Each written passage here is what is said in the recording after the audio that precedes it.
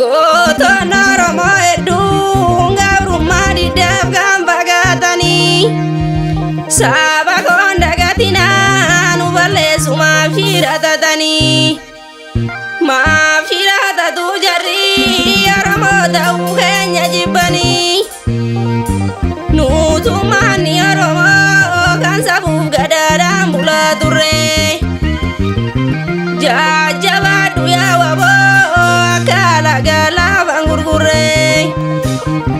haala gaarrafeen bullee erga jaalmarroo waan lagga bu'e seenaan hin dagatamu goota Oromoo kan biyyaaf du'e gaaraan goota gubatee adumaan gachiisaa galee rafne kan du'e awwaalannee nadi gammadamaa jira dhabne seenaa goota nagahee adumaan gachiisaa galee rafne jajjabaadhu yaa waboo akka alagaa laafaan gurgurre gabrummaa diddaaf jecha meeqa didame kan wareegame jajjabaadhu yaa waboo roorroon alagaa kun hin uugame tokkummaa dhabuu keenyaaf amantaaf kutaadhaan nu qoodanii dhugaa jiru dubbannaan beeka biyyayyuu keenya hidhanii farda siida dabalee keenya alagaa maaliif yaabbatai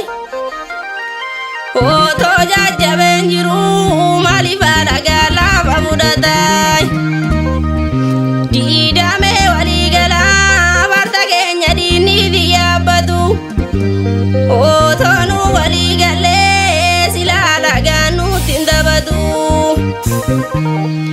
tokkummaa jabeeffatee har'a Oromoon koo waliigalee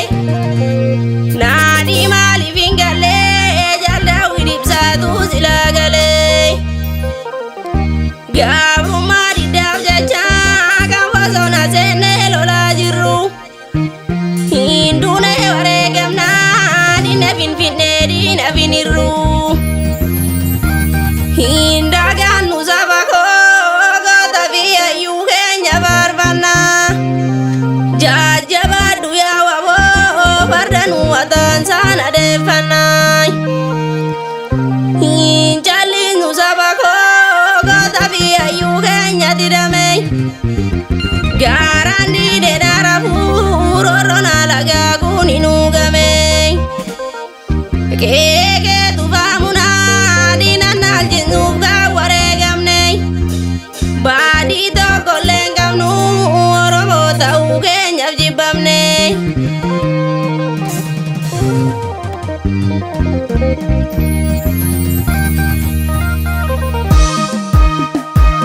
jaalundee kiyya gidduu galaan kan wareegamte badii biraan qabdu jaalaa koo Oromummaa keetiif dhaabbatte jaalshayee kiyya ejererraan diina deebiste shawaa kabaa kabachiifatte seenaan si yaadata jaala